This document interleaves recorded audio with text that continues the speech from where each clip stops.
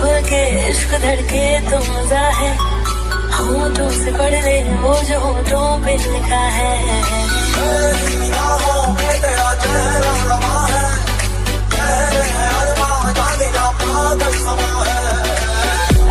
में हमें कैसी बातें दिखेगी, जान जान के तूने जान मेरी पहली सबका दिल है हमारा, मेरे बिना होना नहीं है गुजारा, संग झूम ले आगे यारा सी।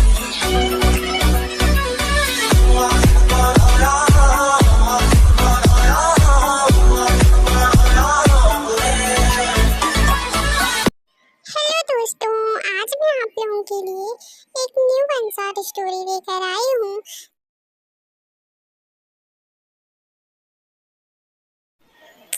इंट्रोडक्शन के लिए फिलहाल आप लोग इतना समझिए कि इस स्टोरी में सुगा और टाई बहन भाई हैं। बाकी के कैरेक्टर्स आपको स्टोरी में पता चल जाएंगे। तो चलिए फिर इस स्टोरी को कंटिन्यू करते हैं। समुद्र के बीचों बीच हमें एक तैरती हुई नाव दिखाई देती है, जिसमें एक राजकुमार और एक राजकुमारी बैठे हुए होते हैं। वो दोनों ही अपनी छुट्टियों का आनंद लेने के लिए भ्रमण पे निकले हुए होते हैं, और हालांकि अब उनकी छुट्टियां खत्म हो चुकी होती हैं, तो वो अपने राज्य के लिए लौट रहे होते हैं एक समुद्र के रास्ते से। आखिर हमारी छुट्टियां इतनी जल्दी कैसे खत्म हो सकती हैं? पता है, मैं सोच रहा हूँ कि काश हमारी छुट्टियां खत्म ही ना हो, मुझे एक लंबे समय के लिए छुट्टी मिल जाए, क्योंकि मैं राज्य में महल के अंदर बैठे बैठे बोर हो जाता हूँ, और इसलिए मैं एक लंबी छुट्टी पे जाना चाहता हूँ। तुम्हारा इस बारे में क्या विचार है? ओह, मैं भी पागल हूँ, किससे पूछ रहा हूँ? तुम तो पिताश्री की आज्ञाकारी पुत्री हो, तुम्हें तो महल में बंद रहना बहुत पसंद होगा। तुम मेरी बात सुन भी रही हो? ओह, तो तुम जेजू आइलैंड की तरफ देख रही हो। काश हम उस ट्रिप पे जा पाते, और काश हम राजकुमार जीवन से मिल पाते।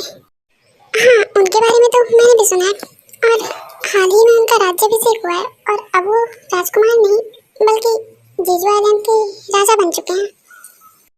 और मैं ये भी जानता हूँ कि तुम उन्हें पसंद करती हो, पर मेरे विचार से तुम्हारा उन्हें भूलना ही उचित होगा, क्योंकि उनके पड़ोसी राज्य की राजकुमारी से उनका विवाह होने वाला है।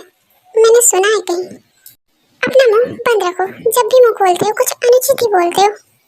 ये भगवान क्या? हर सुनी हुई बात सत्य नहीं होती, और यह तो बिल्कुल भी सत्य नहीं है।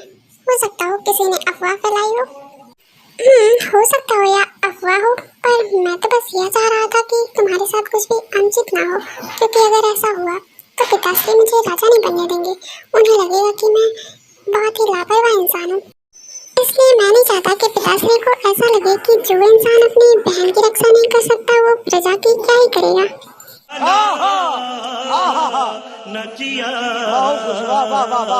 मेहरबानी आपकी, पर आप अपने विचार अपने पास ही रखिए। हमें आपके विचारों की कोई आवश्यकता नहीं है, बच्चे नहीं हैं हम।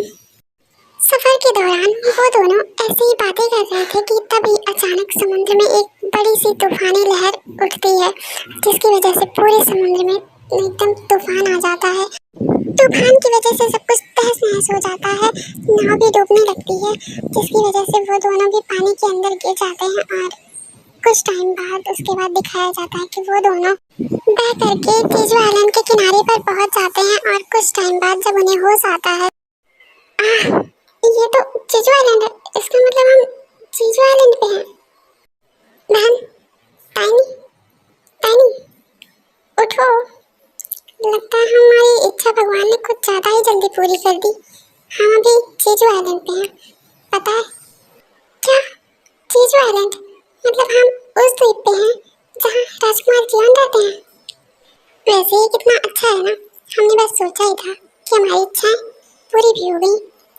मुझे घूमने के लिए एक लंबे अरसे तक की छुट्टियां मिल गई, और तुम्हें राजा जीवन से मिलने का मौका। तो फिर हम अपने अपने रास्ते जा सकते हैं।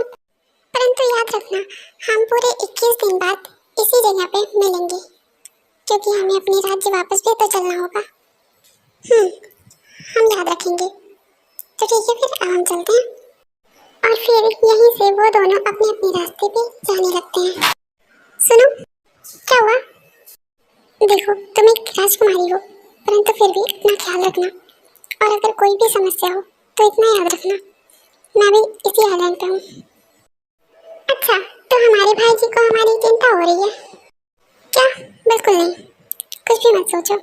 देखो, मैं इसलिए बोल रहा हूँ क्योंकि यहाँ से जाने के बाद मुझे कोरिया का राजा बनना है, और ये तभी होगा जब तुम मेरे साथ सेफ वहाँ तक पहुँचोगी। अच्छा ठीक है, आप भी अपना ख्याल रखिएगा, और ख्याल रख सकते हैं हम अपना, बच्चे नहीं हैं हम। इतना बोलकर वो दोनों अपने अपने रास्ते की ओर निकल जाती हैं। अगर आपको स्टोरी पसंद आए तो प्लीज़ मेरे चैनल को सब्सक्राइब करें, स्टोरी को लाइक करें और ज़्यादा से ज़्यादा शेयर करें, एंड नेक्स्ट पार्ट के लिए कमेंट करना मत भूलिएगा। तो चलिए मिलते हैं नेक्स्ट पार्ट में, तब तक के लिए बाय बाय।